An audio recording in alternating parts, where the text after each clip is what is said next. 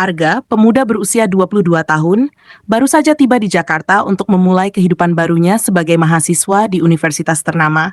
Berasal dari desa, dia merasa bersemangat namun juga gugup menghadapi dunia yang sama sekali baru ini.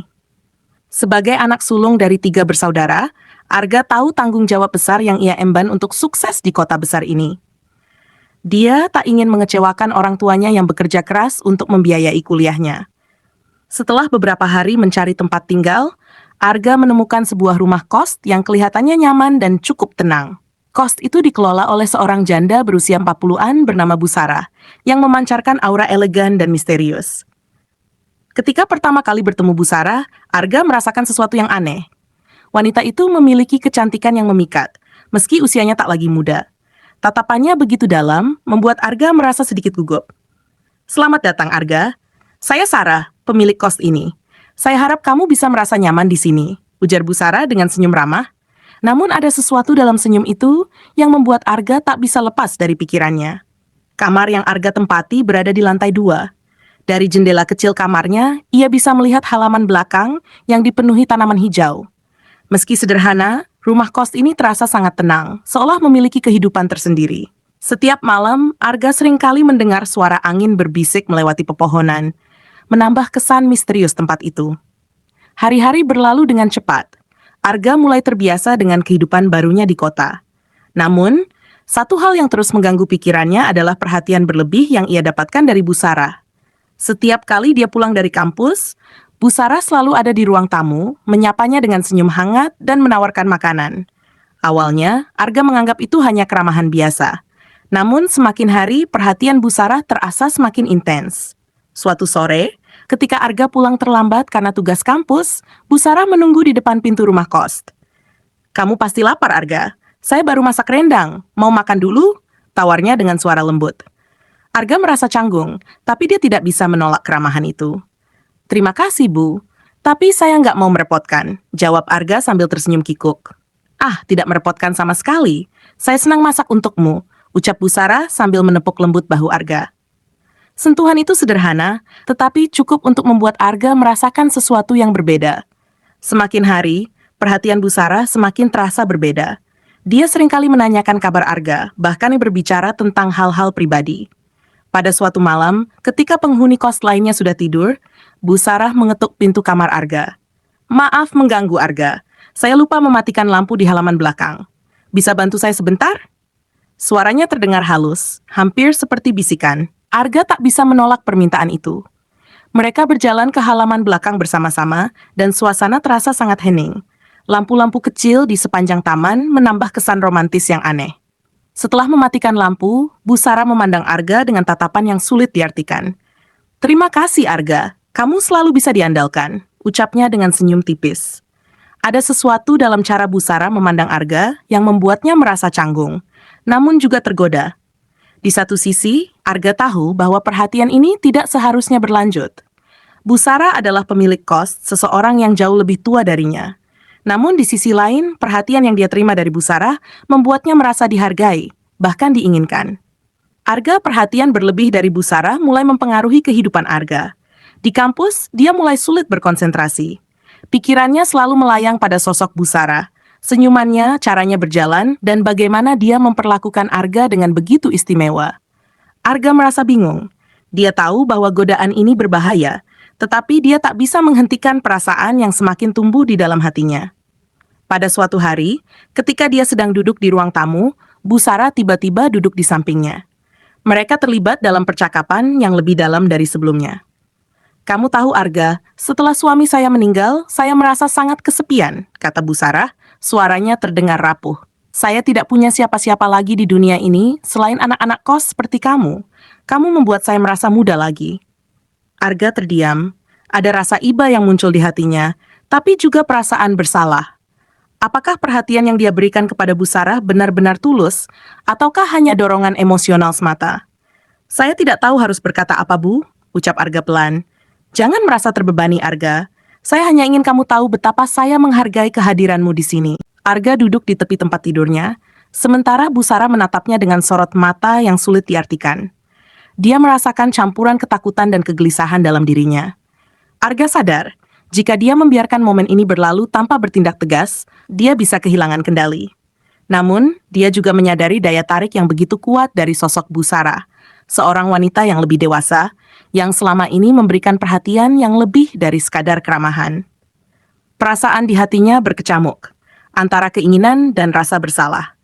Di satu sisi, Arga merasa tersanjung karena seorang wanita seperti Bu Sarah memberinya perhatian lebih. Di sisi lain, dia tahu bahwa jika dia melangkah lebih jauh, dia akan terjebak dalam situasi yang bisa menghancurkan hidupnya. Bu saya, kata Arga, suaranya terdengar serak. Saya rasa ini tidak tepat. Bu Sarah memandang Arga dengan raut wajah yang lebih serius. Dia mendekat, jarak di antara mereka semakin sempit, dan Arga bisa merasakan detak jantungnya semakin cepat. Arga, bisik Bu Sarah, kadang kita harus mengikuti kata hati kita. Saya tahu kamu merasakannya juga. Arga terdiam. Suasana di dalam kamar itu terasa begitu sunyi, hanya ada mereka berdua, dengan ketegangan yang makin terasa. Bu Sarah lalu duduk lebih dekat, dan Arga merasakan sentuhan lembut di tangannya. Bu Sarah, saya. Arga mencoba berbicara, namun kata-katanya tertahan. Pikirannya dipenuhi oleh berbagai konflik batin. Dia tahu bahwa dirinya terjebak di antara moralitas dan perasaan yang tak seharusnya muncul. Di saat itu, Bu Sarah memandang Arga dengan tatapan yang penuh emosi, tatapan yang menunjukkan bahwa wanita itu tidak sekadar melihat Arga sebagai seorang pemuda biasa. Ada keinginan yang terpancar, sebuah kebutuhan emosional yang belum pernah Arga lihat sebelumnya. Namun, sebelum sesuatu terjadi, suara dering ponsel memecahkan suasana. Dering itu berasal dari ponsel Arga yang berada di atas meja. Dengan cepat, Arga berdiri dan mengambil ponselnya. Ada pesan dari temannya, Rico, yang bertanya apakah dia akan hadir di acara malam itu. Arga merasakan jeda singkat itu sebagai kesempatan untuk menarik diri dari situasi yang semakin rumit. Maaf, Bu, saya harus pergi, ucap Arga tergesa-gesa. Saya ada janji dengan teman-teman di kampus. Bu Sarah menatapnya sejenak, sebelum akhirnya tersenyum tipis, meski ada kekecewaan yang jelas di matanya. Tentu saja, Arga, jangan biarkan saya menghalangimu. Arga cepat-cepat keluar dari kamar, meninggalkan Bu Sarah sendirian. Saat dia menuruni tangga dan keluar dari rumah kos, Arga menarik napas panjang. Hatinya masih berdebar kencang, tetapi ada perasaan lega yang menyelimutinya. Dia tahu, jika dia tidak segera keluar dari situ, dia mungkin akan menyerah pada godaan yang sudah terlalu dekat. Arga berjalan cepat menuju tempat di mana dia dan teman-temannya biasa berkumpul, sebuah kafe kecil di dekat kampus. Saat tiba di sana, Rico sudah menunggunya di salah satu meja. "Kamu lama banget, ga?" sapa Rico sambil tertawa kecil. "Ada apa? Sibuk dengan tugas kampus atau apa?" Arga tersenyum canggung dan duduk di hadapan Rico. "Ya, sedikit sibuk tadi," jawabnya, mencoba untuk tidak mengungkapkan apa yang baru saja terjadi. Mereka mulai berbincang-bincang santai tentang kuliah dan kehidupan di kampus. Namun, pikiran Arga masih tersangkut pada kejadian di rumah kos. Bayangan Bu Sarah terus-menerus menghantuinya. Setiap kali dia mencoba mengalihkan pikirannya, perasaan aneh itu muncul kembali. Rico, yang tampaknya menangkap kegelisahan Arga, akhirnya bertanya, "Ga, kamu kelihatan gak fokus banget malam ini. Ada apa? Cerita deh." Arga terdiam sejenak, ragu apakah dia harus menceritakan hal ini kepada temannya. Namun, setelah beberapa saat berpikir, dia akhirnya memutuskan untuk berbicara. "Sebenarnya, ada sesuatu yang aneh di rumah kos gue." Rico menatap Arga dengan penasaran. "Aneh gimana?" "Bu Sarah, pemilik kos gue," ucap Arga pelan, merasa canggung. Dia kayak memberi perhatian lebih dari yang seharusnya. Gue nggak tahu harus gimana." Rico menaikkan alisnya lalu tersenyum kecil. "Wah, maksud lo perhatian kayak gimana? Dia suka sama lo?" Arga mengangguk pelan, merasa canggung dengan pengakuan itu. "Kayaknya sih begitu. Dia sering ngajak ngobrol gue, kasih makanan, bahkan tadi malam dia datang ke kamar gue." Rico terlihat terkejut mendengar pengakuan Arga. "Serius ga? Wah, itu udah nggak wajar sih kalau sampai segitunya.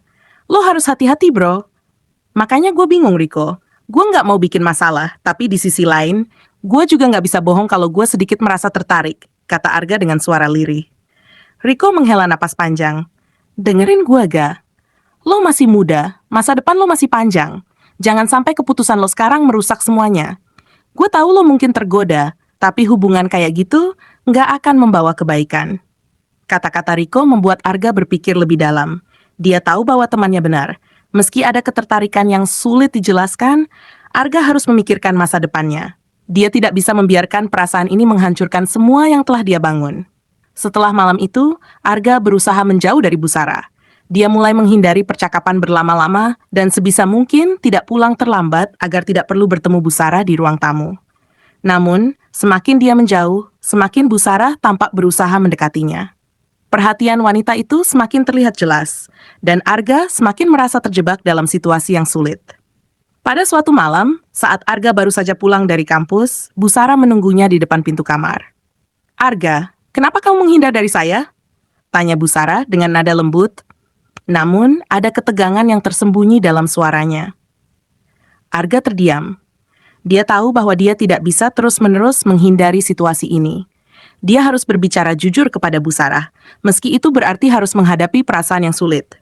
"Busara," ucap Arga dengan hati-hati, "saya menghormati ibu, tapi saya rasa hubungan ini nggak bisa dilanjutkan. Saya datang ke sini untuk belajar, dan saya nggak ingin ada masalah di antara kita."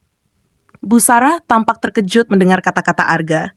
"Jadi, kamu benar-benar menolakku?" tanyanya pelan, dengan nada suara yang hampir patah. Arga mengangguk pelan, meski hatinya merasa berat.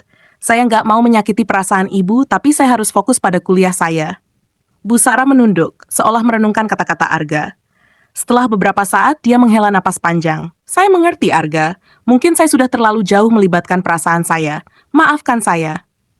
Malam itu, setelah percakapan yang sulit, Arga merasa lega. Meskipun dia tahu bahwa keputusannya akan mempengaruhi hubungan mereka, dia juga tahu bahwa itu adalah keputusan yang tepat. Arga mulai bisa fokus kembali pada kuliah dan kehidupannya di kampus, sementara Busara perlahan-lahan menjaga jarak. Meskipun hubungan mereka tetap baik sebagai pemilik kos dan penghuni. Waktu berlalu dan Arga semakin sibuk dengan studinya.